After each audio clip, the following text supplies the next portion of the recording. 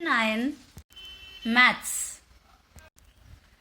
बच्चों हमारा इससे पहले का वीडियो में हमने इंडिजर्स तक किए थे, बराबर। इंडिजर्स का एग्जाम्पल भी देखा था और पूरे पॉजिटिव नंबर्स, पूरे नेगेटिव नंबर्स और जीरो मिलाकर इंडिजर्स होता है। अभी नेक्स्ट हमारा टॉपिक है रेशनल नंबर्स। रेशनल नंबर का यहाँ पर मैंने डेफिनेशन आपको दिया है, a number that can be written in the form of a fraction, यानी अपॉन फॉर्म में, P अपॉन Q।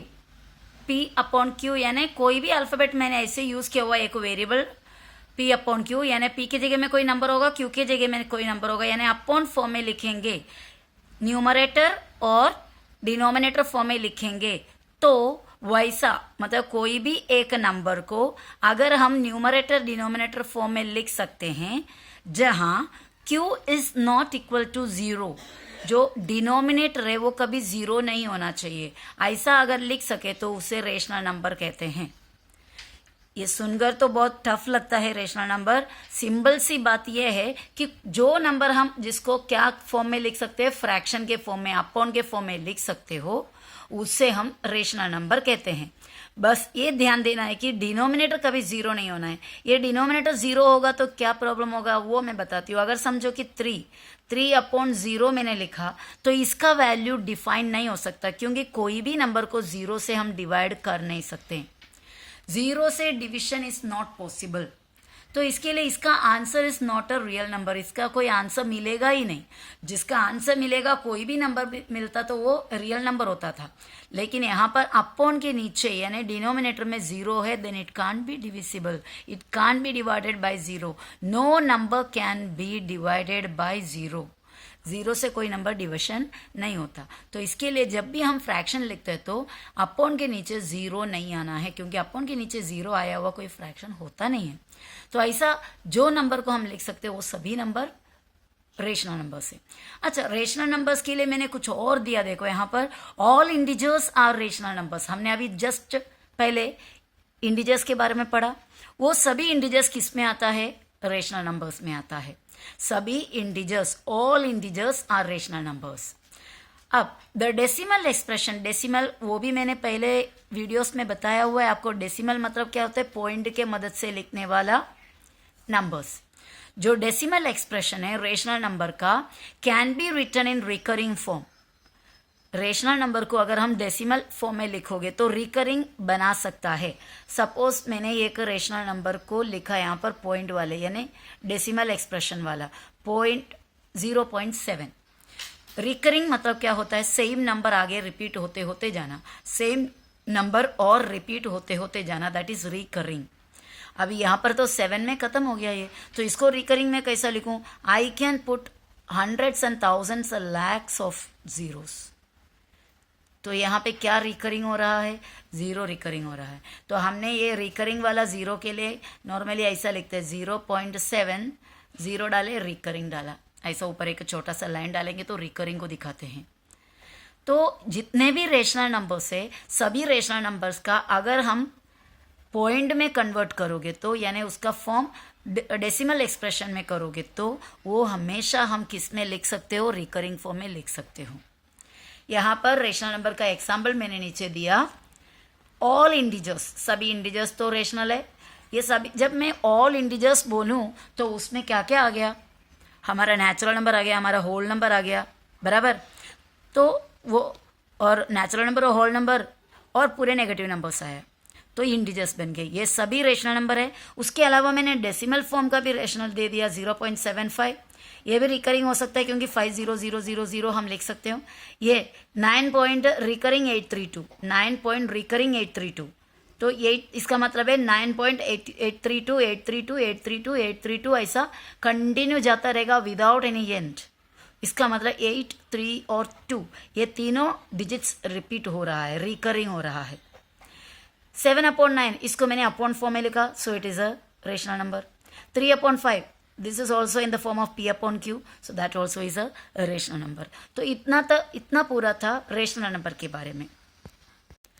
अब हम नेक्स्ट अभी देखते हैं हम इर्रेशनल नंबर। अभी जस्ट रेशनल नंबर पढ़ा, अभी इर्रेशनल नंबर। जो रेशनल नंबर नहीं होता है वो सब इर्रेशनल नंबर से। क्योंकि रेशनल का ऑपोजिट इरेशनल होता है। रेशनल नंबर हमने पढ़ा कि जो नंबर्स को हम अपॉन के फॉर्म में लिख सकता है, फिर नहीं तो सिंपली बोलेंगे तो जो नंबर को हम डेसिमल फॉर्म में लिखते वक्त रिकरिंग में लिख सकते हो वो सब रेशनल है। तो इरेशनल क्या होगा? जो नंबर को डेसिमल में लिखते वक्त खत्म नहीं होता हो या फिर रिपीट मतलब रिकरिंग नहीं होता हो, उसको इरेशनल नंबर कहते हैं। तो आप यहाँ पर मैंने ऐसा उसका एक्सप्लेनेशन दिया हुआ है। The decimal expression of irrational numbers are neither terminating nor recurring. Irrational number का अगर आप डेसिमल एक्सप्रेशन बनाओगे तो वो ना ही नीदर यानी ना ही टर्मिनेटिंग होगा ना रिकरिंग होगा, यानी पॉइंट के बाद कभी एंड भी नहीं होगा या फिर रिकरिंग यानी रिपीट भी नहीं होगा। ये एंड भी नहीं होगा, रिपीट भी नहीं होगा, इसका मतलब क्या है? एग्जाम्पल से मालूम पड़ेंगे हमको। √5, square root of 5। Square root of 5 आप फाइंड आउट कर नहीं सकते इतना आसानी से। डिविजन मेथड से अगर हम स्क्वायर रूट ऑफ 5 निकालोगे तो आपका आंसर कभी खत्म नहीं होगा, ना कि आपका रिपीट भी होगा। आंसर नहीं रिपीट होगा ना, मतलब रिकरिंग नहीं होगा ना खत्म होगा। ठीक है, वो कंटिन्यू जाता रहेगा, लेकिन नंबर सब बदल बदल के जाते रहेंगे। अगर हम √5 का वैल्यू हम कैलकुलेट करोगे ना, अभी फिलहाल तो इतना तक लिखा है, ये कभी एंड नहीं होगा। यानी कि आपका 10 पेज 15 पेज 1000 पेजेस भी आप कंटिन्यू करोगे तो भी ये रिपीट भी नहीं होगा और एंड भी नहीं होगा। देखो 2.2360679774997 यानी कोई भी चीज़ रिपीट सेम ऑर्डर में रिपीट नहीं हो रहा है या फिर खत्म हो रहा है, ये जाता रहेगा। तो ये होता है नीदर टर्मिनेटिंग यानी खत्म नहीं हो रहा है, नॉर रिकरिंग यानी कभी रिपीट भी सेम नहीं हो रहा है। तो इस तरह अगर आप √5 का मतलब 3 का रूट अगर निकालोगे स्क्वायर रूट, वो भी इस तरह ही आपको मिलेगा 1.732 ऐसा जाते ही रहेगा। और दूसरा एक नंबर मैंने इधर दिया 0.2785 फिर डॉट डॉट डॉट डॉट यानी कोई ऑर्डर नहीं, सब रिपीट हो रहा है। नेक्स्ट यहाँ देखो 0.010010001, ये भी क्या हो रहा है? रिपीट नहीं हो रहा है, कंटिन्यू हो रहा है। देखो पहले 0 1 नहीं, फिर से 0 1 नहीं है, 2 0 आया फिर आया, यानी सेम ऑर्डर में रिपीट नहीं हो रहा है। तो ये पूरा हो गया इरेशनल नंबर्स। चलो नेक्स्ट टॉपिक में जाता है, दैट इज रियल नंबर्स। ये रियल नंबर्स मतलब क्या होता है? All rational and irrational numbers together form real numbers. अच्छा, इसी पहले मैंने आपको एक चीज और बताने भूल गए। जो रेशनल नंबर्स जो होते हैं, रेशनल नंबर को हम set of rational numbers, rational number का सेट को कौन से लेटर से हम सेट्स में डिनोट करते हैं?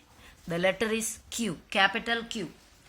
रेशनल नंबर को डिनोट करने के लिए हम कैपिटल Q यूज करता है। ओके, इरेशनल नंबर के लिए ऐसा स्पेसिफिकली कुछ मार्किंग नहीं करते हैं, पर रेशनल नंबर के लिए Q, जिस तरह हम I फॉर इंटीजर्स और दूसरा नेचुरल नंबर के लिए N और होल नंबर के लिए W, इसी तरह रेशनल नंबर के लिए Q लेटर यूज करते हैं। रियल नंबर्स इसको R लेटर इसको डिनोट करने के लिए यूज करते हैं। The set of real numbers R use करते हैं। ओके, तो रियल नंबर्स मतलब सभी रेशनल नंबर और सभी इरेशनल नंबर। अब तक हमने जितने भी काइंड ऑफ नंबर्स पढ़े, सभी नंबर को मिलाकर रियल नंबर्स। अब तक जो नंबर्स हमने पढ़े वो पूरा मतलब यही 2 कैटेगरी में आता है, एक रेशनल और एक इरेशनल। ये सभी को मिलाकर रियल नंबर्स होता है। ओके, तो उसको एग्जाम्पल में देने की जरूरत नहीं है, क्योंकि जितने भी नंबर्स अभी तक पढ़ा वो पूरा रियल नंबर्स है। नेक्स्ट हमारा टॉपिक हम ले रहा है इवन नंबर्स। ये सब इसलिए मैं एक्सप्लेन कर रही हूँ क्योंकि आपको अगर सेट्स लिखना हो तो सेट्स में अलग अलग कंडीशन का नंबर्स पूछते, तो आपको सेट्स आसानी से लिखने के लिए सब नंबर्स को अच्छी तरह पहचानना और झट से उसको याद आना जरूरी है। तो इवन नंबर्स क्या होता है? The numbers which can be completely divided by 2। वो नंबर्स जिसको अगर आप 2 से डिवाइड करोगे तो कंप्लीट डिवाइड हो जाना चाहिए। कंप्लीट डिवाइड हो जाना मतलब डिवाइड कर करके 0 रिमाइंडर मिलना चाहिए, यानी रिमाइंडर कंप्लीट रिमाइंडर नहीं होना चाहिए, 0 मिलना चाहिए। उसको कहते हैं कंप्लीटली डिवाइडेड। मतलब तो कोई भी नंबर को अगर आप 2 से डिवाइड करो बिना पॉइंट के अगर आप कंप्लीट कर सकते हैं वो डिवीजन को, जीरो पे पहुंच सकते हैं उसका रिमाइंडर, तो इसे कंप्लीटली डिवाइडेड बाय 2 कहते हैं। तो वैसा जो नंबर है जो कंप्लीटली 2 से डिविजिबल है उससे इवन नंबर्स कहते हैं। जो नंबर 2 के टेबल में कंप्लीटली आता है उसे इवन नंबर कहते हैं। जो नंबर 2 के टेबल में आता है उसे इवन नंबर्स कहते हैं। और इवन नंबर को पहचानने का बहुत ही आसान एक तरीका है, उसके लास्ट डिजिट आप देखो, the last digit of even numbers are 0, 2, 4, 6, नहीं तो 8। 0, 2, 4, 6, 8 लास्ट में आया तो it is an even number, वो एक इवन नंबर है। ओके, अभी ऑड नंबर। ऑड नंबर मतलब जो इवन का ऑपोजिट है ऑड, इवन का ऑपोजिट है ऑड, यानी इसका मतलब आप समझ सकते हो जो नंबर 2 के टेबल में कंप्लीटली डिविजिबल नहीं होता, cannot be completely divided by 2।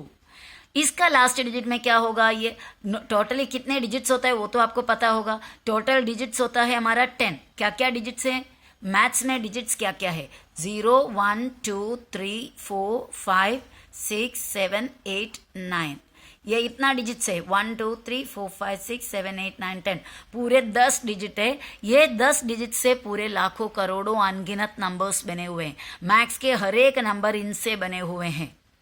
तो इनमें से हमने इवन नंबर के लिए ले लिया 0, 2, 4, 6, 8, तो ऑड नंबर में क्या बचा फिर 1, 3, 5, 7, 9। तो वही मैंने यहां पर दिया है, the last digit of an odd number is 1, 3, 5, 7, नहीं तो 9। ओके, तो इवन नंबर हुआ, ऑड नंबर हुआ। अभी नेक्स्ट टॉपिक हमारा प्राइम नंबर्स है। ये प्राइम नंबर्स क्या होता है, आप सुना होगा कि प्राइम मिनिस्टर। ओके, अभी सपोज समझो कि हम हमारे घर में नया एक डाइनिंग टेबल लिया और वो डाइनिंग टेबल में हमने मस्त मस्त खाना परोस के रखे हैं। और अगर आप प्राइम मिनिस्टर को बुलाएंगे, चलो भाई आज हमारे घर में दोपहर को मतलब लंच के लिए आ जाओ, प्राइम मिनिस्टर आएंगे हमारा टेबल पर बैठ के खाने के लिए? नहीं आएंगे। वो सिर्फ अपने घर के टेबल में, नहीं तो वीआईपी के टेबल में, है ना।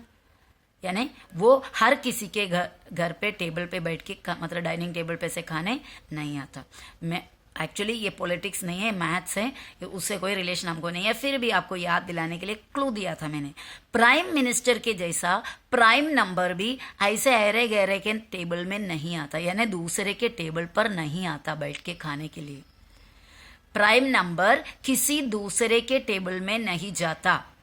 वो जाएगा तो वो खुद के टेबल में, खुद के घर के टेबल पे जाएगा, यानी खुद के टेबल में जाएगा, या फिर वीआईपी। आप वीआईपी लिखो, बीच में कौन है, आई किसके जैसा दिखता है, 1, यानी इधर हमारा 1, 2, 3 के अंदर का वीआईपी कौन है, 1।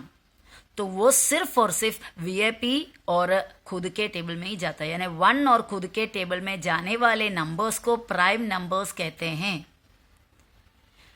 उसका अगर फैक्टर्स निकालोगे प्राइम नंबर्स का तो आपको 1 और उसके खुद के अलावा और कोई फैक्टर आपको मिलेगा ही नहीं। एग्जाम्पल यहां पर मैंने दिया 2, 3, 5, 7, 11, 13, 17, 19 एक्सेट्रा एक्सेट्रा एक्सेट्रा अनलिमिटेड। तो ये हुआ प्राइम नंबर्स। यहां पर उसके बाद प्राइम नंबर का कुछ लिस्ट में एक स्पेशलिटी आप देखो, पूरे प्राइम नंबर आप देखो, यहां से फुल देखो, और आप चाहे तो पूरे जितना आप और आपके पास टाइम है उतना प्राइम नंबर आप ढूंढ निकालो। सभी प्राइम नंबर ऑड नंबर रहेगा, सभी प्राइम नंबर ऑड नंबर रहेगा सिवाय 2 के। सभी प्राइम नंबर ऑड नंबर रहेगा सिवाय 2 के, यानी 2 सिर्फ एकलौता इवन प्राइम नंबर है। 2 is the only even prime number. 2 is the only even prime number. Okay, अब आप पूछेंगे अरे भाई ये 1 का क्या है, 2 से पहले 1 आता है, उसके बारे में आपका क्या ख्याल है? इसके बारे में मेरा ख्याल ये है कि 1 ना ही प्राइम है ना ही कंपोजिट है। ना उसको प्राइम के ग्रुप में डाल सकते हैं ना कंपोजिट के ग्रुप में। कंपोजिट क्या है आगे आपको बताऊंगी मैं। इसका मतलब 1 वीआईपी है ना प्राइम होगा ना कंपोजिट होगा, बाबा उसका अलग दर्जा है। ओके, तो अभी हम नेक्स्ट में जाता है, दैट इज कंपोजिट नंबर्स। देखो कंपोजिट नंबर्स किसको कहते हैं? Composite numbers, the numbers which have factors other than 1 and itself are composite numbers. Composite numbers मतलब जिसका फैक्टर आप ढूंढोगे, जो नंबर का फैक्टर आप ढूंढोगे, तब 1 और इटसेल्फ तो मिल जाएंगे, वो तो सभी का मिलता है, उसके अलावा दूसरा फैक्टर भी मिलेगा। कहने का मतलब यह है कि जो नंबर 1 का और खुद का टेबल के अलावा दूसरे के भी टेबल में जाता हो तो उसे कंपोजिट नंबर्स कहते हैं। मीनिंग समझना सिंपल है, यानी जो प्राइम नहीं वो कंपोजिट है। प्राइम क्या है? खुद के और 1 के टेबल के अलावा किसी और टेबल में जाता नहीं। कंपोजिट क्या है?